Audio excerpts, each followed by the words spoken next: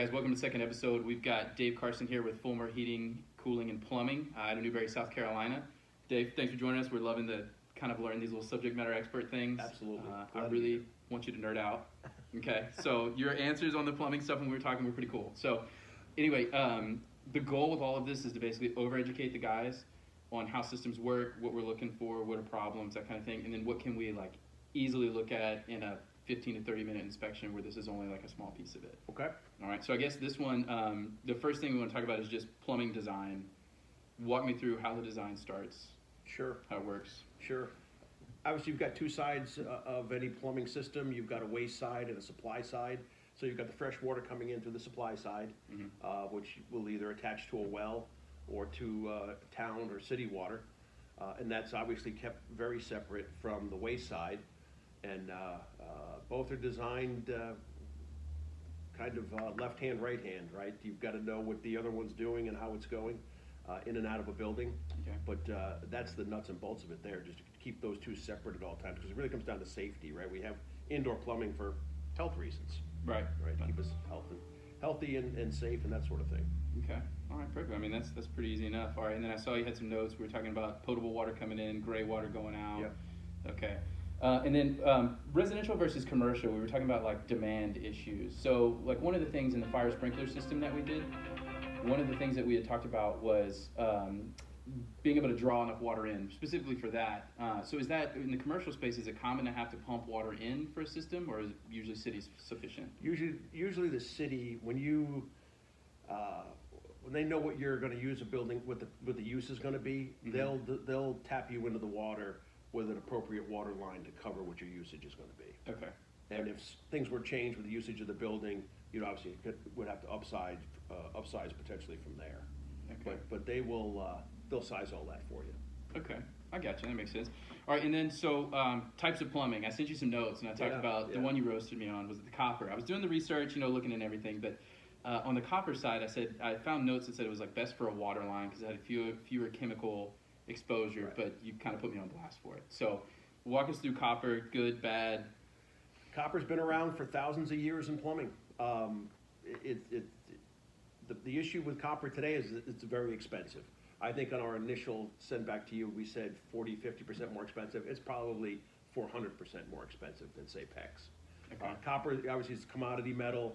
It's used in air conditioning. It's used in all kinds of things, wire, and it can get very, very expensive. And right now, copper is an expensive commodity. So you don't see a lot of new builds, very few, with copper pipes.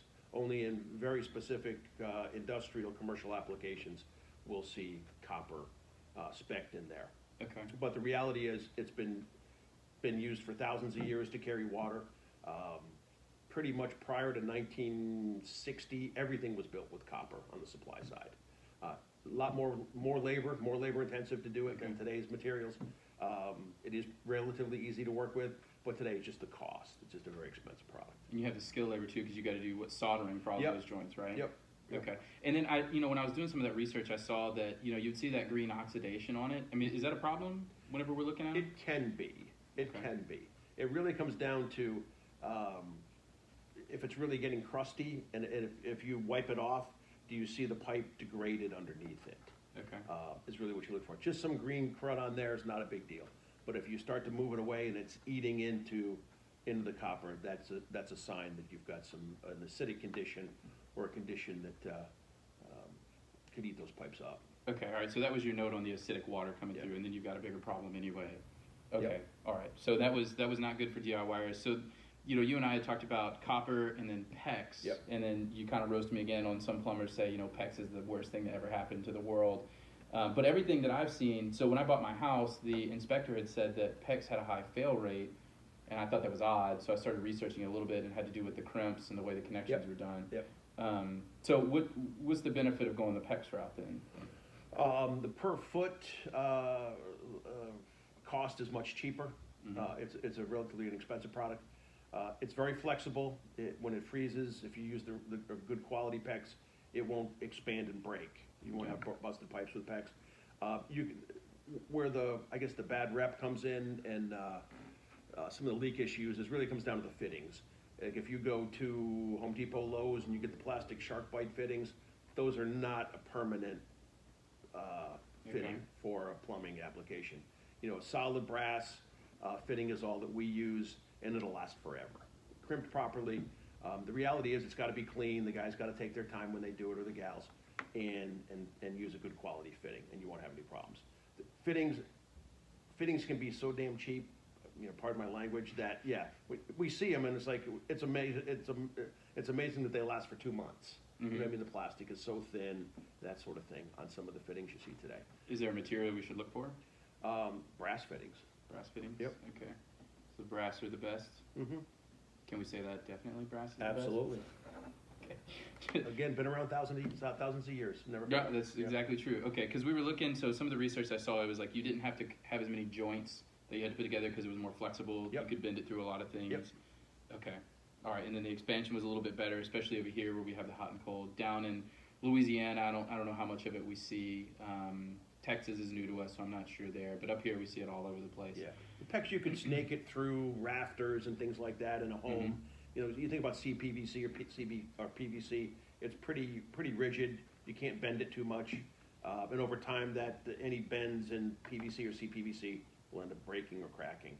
That's not going to happen with PEX. It's just a lot more flexible. Okay. All right. And actually, now you say CPVC. All right. So I looked that up too when I was doing some research for this. So is that also called Charlotte pipe? CPVC. Charlotte pipe's actually a brand. Oh, okay. If I remember it was correctly. A brand of C. Yeah. Okay. Because when I searched CPVC, Charlotte pipe came up everywhere. Yeah. Now it was all over your Lowe's, your Home Depot, all of that. So that would make some sense there. Okay. And so that one was what? Just a little bit sturdier or more flexible? Yeah. CPVC has got an extra coating on it that makes it can handle higher pressure than just regular PVC. So we see PVC is white, and that's usually on the waistlines of a home or gray water lines, and CPVC is a yellowish pipe, and it can handle higher pressure. Okay. So for supply lines. Okay. Is that recommended, not recommended, or should you stay? Oh yeah, no, it's been used for since the 60s, 70s. A lot of houses today are still built with CPVC on the supply side. And PVC is always going to be there the way it looks on the waste side. Real easy to work with, inexpensive, carries water real well. Yes, PVC will be there on the waste side. CPVC, until PEX is fully adopted, CPVC will still be there. Okay, and then on your PVC side, you were using those as drain lines. They were cheaper, they were rigid. They don't handle pressure all that well, though, right? Right. You don't see it on the supply side. Okay. Yeah. So that was all drain, and PVC is it's always white. Yes. Okay. Always white, very clear. You'll see some black too. In certain applications, and it's just for aesthetics. They could go into some fancy bathrooms and you'll see black pipes underneath just because they want black.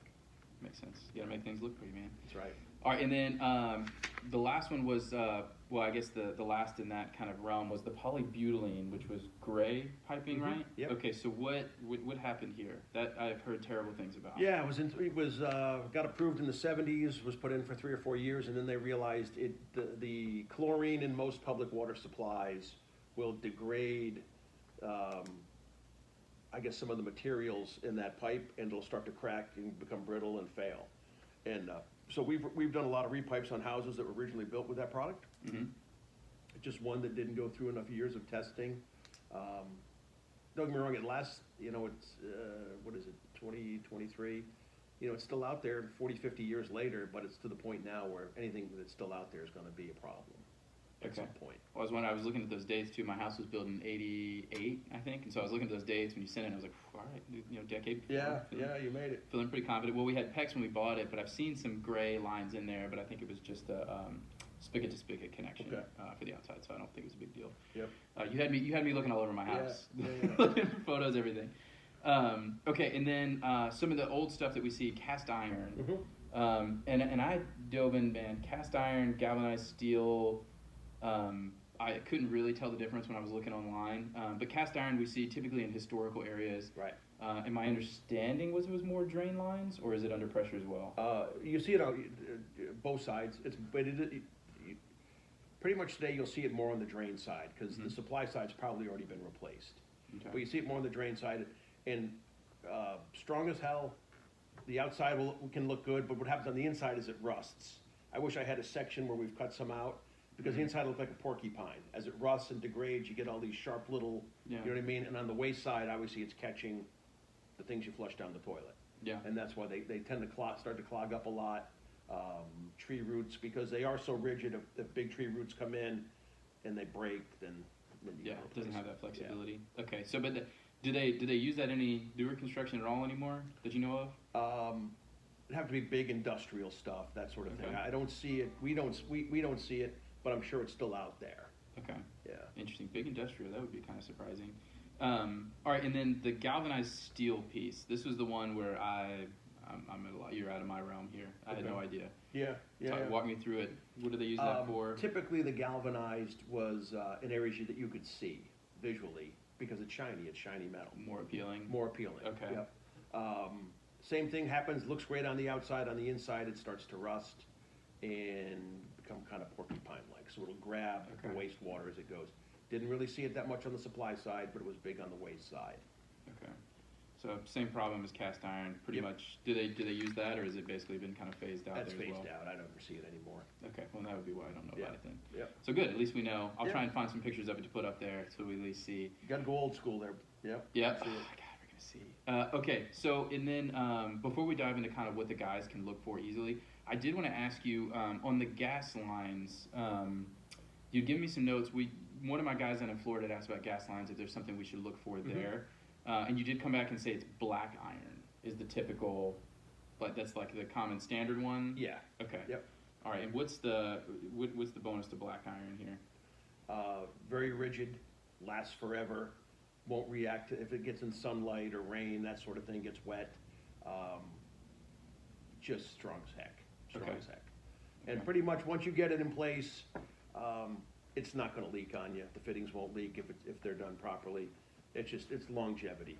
Okay. It carries gas very, very easily. So when you see a lot of them that look like a little bit rusted on the outside, or some of them look heavily rusted, let's put it that way, is that a problem? Typically, no. Okay. If you ever want to test, somewhere inside the house or the business is probably a drip leg at an appliance.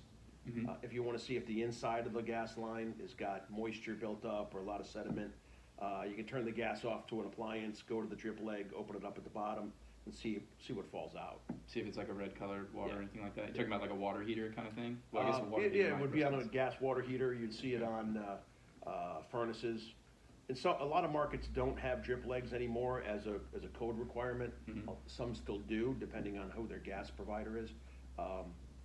It's very rare. It would have to be a crazy old pipe, and there'd kind of have to be a history of wet, we call it wet gas in that market.